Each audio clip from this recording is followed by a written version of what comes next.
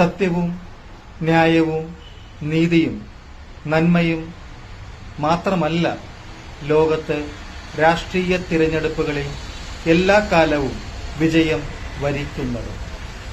കൊടും ക്രൂരതയുടെ പര്യായങ്ങളായിരുന്ന Adolf ഹിറ്റ്ലറും Benito മുസോളിനിയും ജനങ്ങൾ തിരഞ്ഞെടുത്താണ് അധികാരത്തിൽ ഏറ്റിയത്. പിന്നീട് അവരുടെ ദുഷ്ചെയ്തികളുടെ കർമ്മഫലം ജീവിതത്തിൽ അവർ അനുഭവിച്ചു, മരിച്ചു എന്നത് ചരിത്രം. നമ്മുടെ ഈ ചെറിയ നാടിന്റെ ജനങ്ങളുടെ ഐശ്വര്യ പൂർണമായ ജീവിതത്തിനും നാടിന്റെ ഉയർച്ചയ്ക്കും വളർച്ചയ്ക്കുമായി അഹോരാത്രം രാപ്പകലില്ലാതെ പണിയെടുത്ത ഒരു ജനകീയ സർക്കാരുണ്ടായിരുന്നു. അതിനെയാണ് നാം പ്രബുദ്ധ കേരളം എന്നൂറ്റം കൊള്ളുന്നവർ തിരഞ്ഞെടുപ്പിലൂടെ താഴെ ഇറക്കിയത്. അതിന് പറഞ്ഞ ന്യായങ്ങളാണ് അതിവിചിത്രം.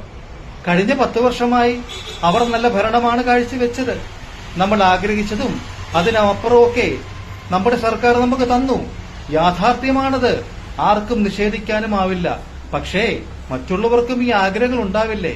അവർക്കും അധികാരത്തിൽ വരാൻ ആഗ്രഹമുണ്ട്, മന്ത്രിമാരാവണമെന്ന് ആഗ്രഹമുണ്ട്, അവരുടേതായ രീതിയിൽ ജനങ്ങളെ സേവിക്കണമെന്ന് ആഗ്രഹമുണ്ട്.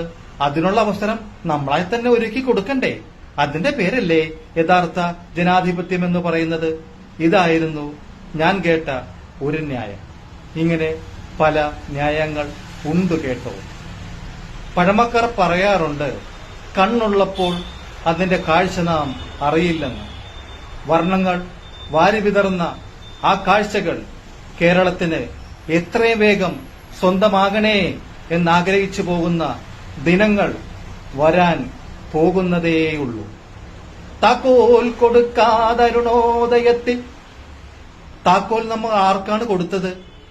ഉചിതമായ കൈകളിൽ തന്നെയാണോ ആ താക്കോൽ ചെന്ന് ചേർന്നിരിക്കുന്നത്? നിർത്തുന്ന പ്രൊസസ്സും ചാനൽ സബ്സ്ക്രൈബ് ചെയ്യണേ എന്ന റിക്വസ്റ്റോടെ